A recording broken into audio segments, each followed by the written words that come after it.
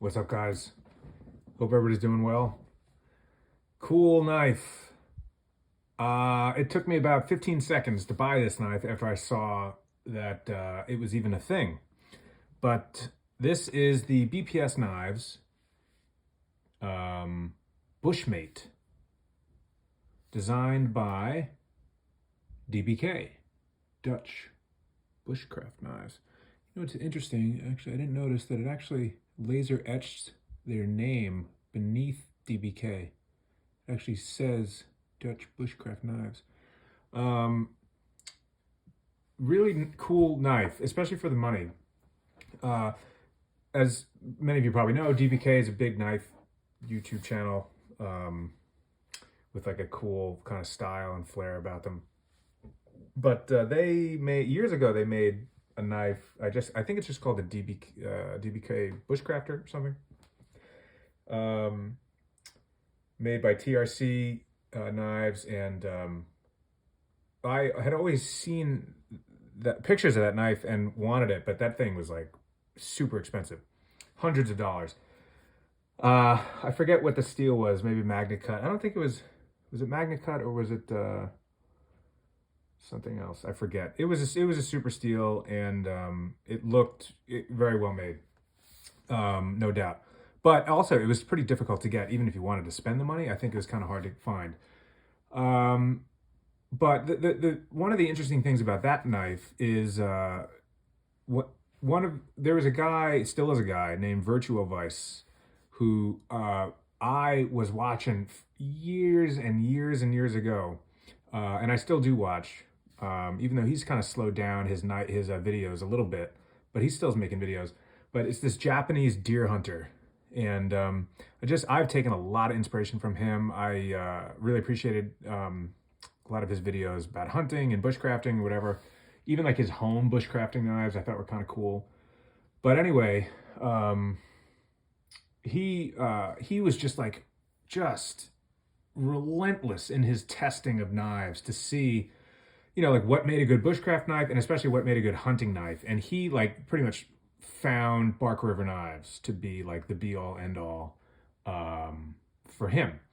And so this was going on for years, and the Virtual Vice probably has got like 500 knives in his collection, and like 350 of those knives are probably Bark Rivers.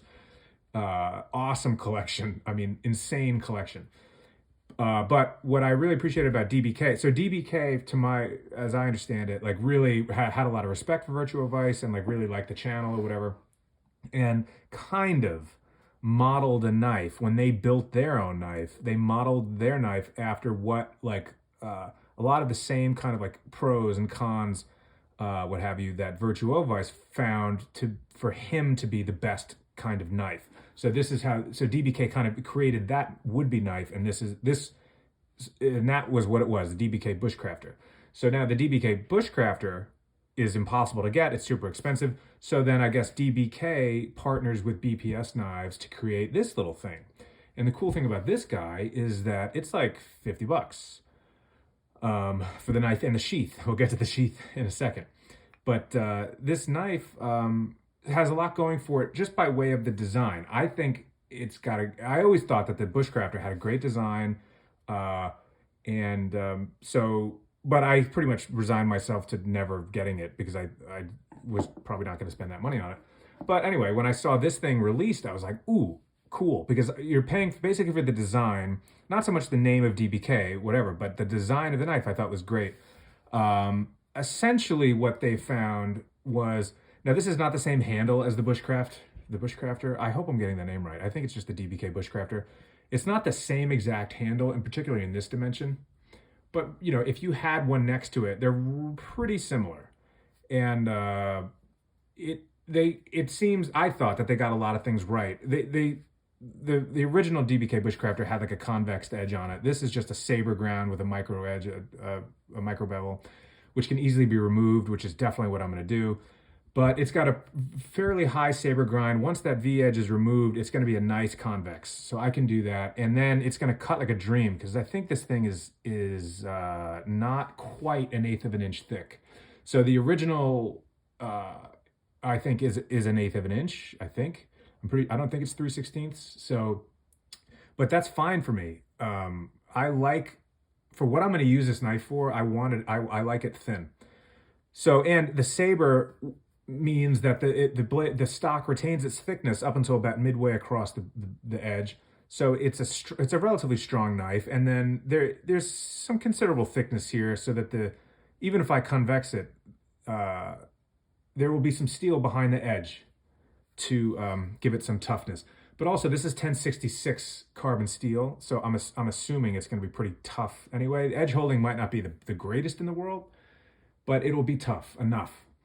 So there's a kind of a whole philosophy as DBK looked at what Virtua Vice was doing, and when they created the design of this knife, there's this whole big philosophy about this knife, which I think is kind of cool, and that might be a separate video, but essentially it had to do with all of Virtua Vice's testing on what like made a great bushcrafter hunter. And Virtua Vice is just famous for loving convex edges. So, and ironically, this doesn't even have a convex edge, but as I said, you could make it easily yourself, but the original bushcrafter does. But so anyway, I can kind of unpack maybe a different video, all of that, like philosophy behind this knife. But I just wanted to show this knife off. It seems that this knife might be pretty popular, or might become pretty popular. So hopefully this could help somebody if they're interested in it. To my knowledge, BPS, I don't know how often BPS gives you pinned handles. I thought that they give you bolted handles. So that's a kind of cool upgrade. These are just walnut scales, but they're pinned. And I have to say, they are flush. The pins are flush to the handles. The lanyard tube is flush. Nothing is proud on that tang. It's all good. One thing I'll say, the butt is rounded nicely. Everything is looking good, I do have to say. There's one thing, I don't have many BPS knives, but I have one of them. I forget what it's called. Now, I use that one, and I gotta say, I should make a review on that, because that knife came to me, the fit and finish was perfect, okay? The handles were bolted on, but the fit and finish was perfect. As I used it, and as I had to clean it, similar walnut handles, the wood, this wood is not stabilized, I'm assuming, or at least that one isn't, because the scale is shrunk a bit. And so eventually, even though the knife came to me with perfect fit and finish,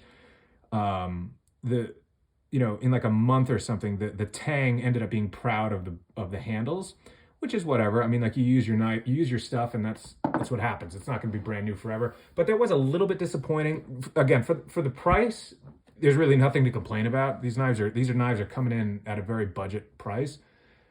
But I just like want people should know that, because if you do intend to use them, there's a risk that the handles will shrink unless you stabilize them yourself, or like douse them in oil or whatever and try and get, prevent moisture from getting in there and then drying out or whatever, so that the scales shrink. These might be a little bit different. For one, as I say, they're bolted on, so that, I'm sorry, they're pinned on, not bolted. And the other thing is, for whatever it's worth, I noticed that these handles came to me a little bit more, what seems like oiled. So I don't know what that means in terms of the longevity of the handle. I don't think that these are stabilized necessarily, right? Where there's like a resin or something in here that kind of like dries out, and so that there's no chance of these shrinking or cracking or anything. I don't think that they're stabilized, but they might have been just extra oiled or whatever, hopefully to prevent some of that shrinkage. I don't know. Either way, it's worth knowing that, I think, because even though this knife looks perfect right now, I'm assuming as I start using it, it's gonna shrink, but we'll see. But what I'll say quickly, what I intend to use this knife for, which is so funny, because I'm not just saying I thought this, I really did think this, but I just recently saw a video of Virtua Vice, or I just recently saw it. I'm not sure if he recently posted it. I might have just recently saw it like a couple weeks ago. It might be new though. Either way, Virtua Vice takes a deer with this thing, and near the end of the video is like, hey, this thing is a hunting knife. DBK made a great knife, but this is not a bushcrafter, it's a hunter. And I saw that, and I said the same thing to myself I'm sorry, before seeing that video, I saw this knife and I said the same thing to myself. The way this knife is designed is very similar to, it's a separate video, but it's very similar to a Bark River gunny hunter. Not a gunny hunter. Where there is an arc up top here, where this blade is going this way, just a little bit, to allow you to get awesome side holding. And then for the geometry of not only the edge, but just the way that the blade is shaped relative to the handle and how your hand grips it, you can really get a great hunting grip. This too is definitely more of a hunting style, this guard up here. So as you're going in, whatever you need to go into a joint or whatever, take apart a joint, you know, it's great. So a lot more to say on that, I think. I have not hunted with this knife yet or taken any animals with it, but I'm assuming it's going to be phenomenal. Also, I'm not sure if the original had it, but I love the tapering there near the choil, or near the, the sharpening choil. You know, perfect for side holding. When my thumb goes down, it's just perfect. So that's not going to bother me. So side holding is excellent. Don't get me wrong, hammer is good. Feather stick's good. The handle is actually surprisingly short in length. So as I reverse grip it, if I want to,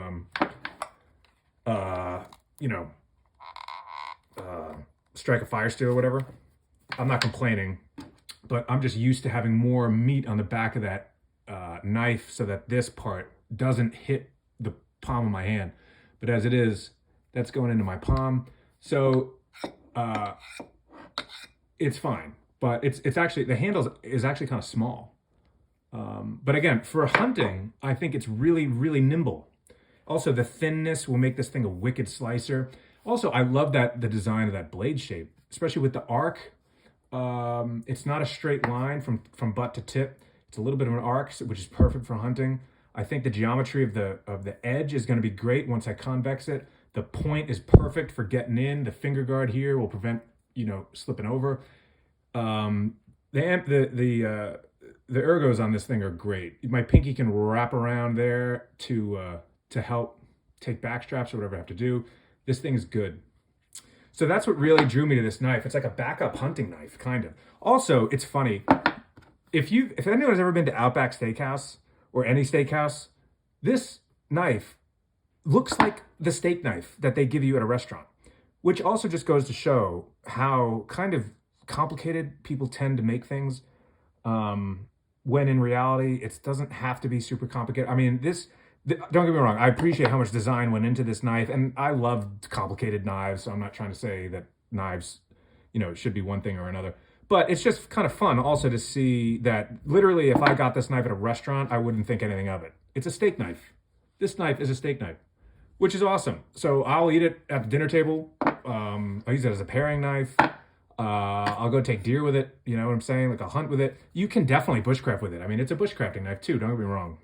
But I was just attracted to it as a hunter. Now, more to say on that later. I'll report back as I convex this thing, as I use the walnut scales. Hopefully it doesn't, shrink or anything like that. I really like how these are flush. I mean, these pins are flush to the handle. The handles feel good. They feel really good, especially with that drop off there. Some guys for bushcraft don't like that. I have designated knives for bushcraft, so it's not bothering me. I think it's great. Okay. So this is the fire steel it comes with. Again, this I didn't even say. The value on this thing is wicked because this is like 40. I got this thing for like $45, which I think is ridiculous. We would pay more for that than $45 typically. The thing is, which is making a rumble around the internets, is the sheath. So this sheath is, I don't know what they were doing with this sheath. I'm not going to dwell on it because a lot of guys are dwelling on it. The quality of the leather is great. I have my other BPS knife sheath is phenomenal. Oh my goodness. It's really, really good. I forget what the name of that knife is, but I think it's like a model number. I don't think it has a name. But anyway, I'll show that one off. But that sheath is great. And they sell these sheaths, or that sheath, on Amazon for like $15 or something. It's a steal. So the quality of the leather is there. The stitching is great. The dangler system is great. I mean, this thing's good. The thickness of the leather, the welt is good. I mean, it's all good. This design is just stupid. It's just stupid. Pardon my French. I mean, some guys I've seen comments say like, oh, come on, you just have to. All right, so first of all, let me explain why this is stupid. Okay, so there it is. And it's not that bad. Oh, there, all right, so it's like worse than I thought. So there's the knife. It goes into the sheath. Okay. And then you have this strap, which is kind of annoying to do on camera, but let me just do this. Okay. So that's what it looks like. Great. It's fine, right? I mean, not really, because this, first of all, do you see, look at the gap on this strap. This strap is literally doing nothing.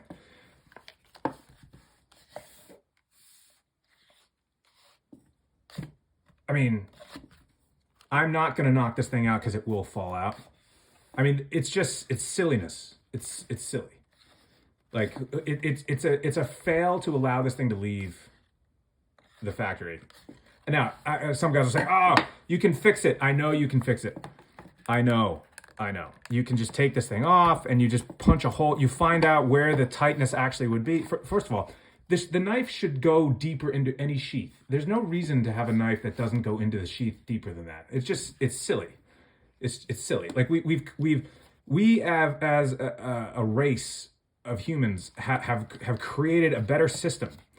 Like, it's just no need to do this. It's just not necessary. Because not only do I have this to deal with, but then I have to manually button that thing. It's silly. Anyway, I digress. But what you can do, yes, you can tighten this thing down, like really tighten that down. And then,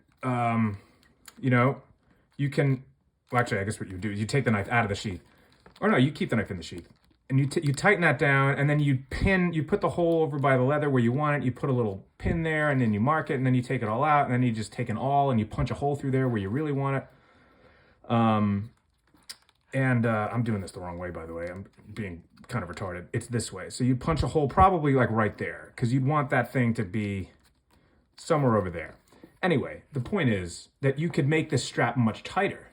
However, I don't want to do that. Like I can do that, and it probably will take a few minutes, but I just don't want to do that. And also, I saw a video of a guy who did do that, and it still didn't really hold the sheath in very well.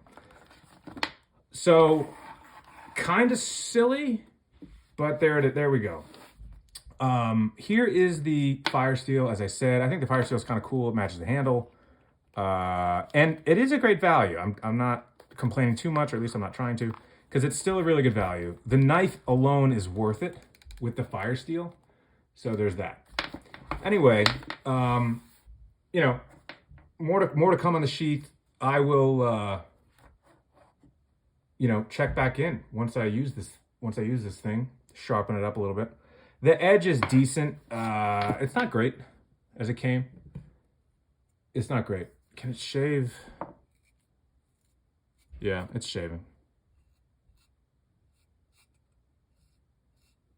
The belly's not so good. Anyway, yeah, it's shaving. But it's not popping off. So it's good enough. And honestly, if you strap that up, it'll be fine. So the edge is good. Edge is good. 90-degree spine is excellent for ferro rods. Really, really good. So it's good. I like it. I think the sheath is just a bad decision, especially knowing what they really can offer with those other knives. I mean, they put out some great sheaths. I don't know. I guess they were just trying to be different with this one. Who knows? I think that this is going to be fixed. I think they're gonna nix this sheath and go with something different. That's it. Let me know if you have one of these. If you're thinking about getting one, it's a cool design, especially if you're into hunting, man. I'm telling you, it's a good knife for hunting. It's a good knife for hunting. Also, I like the thinness, so you could use this in the kitchen. You could do all kinds of stuff with that.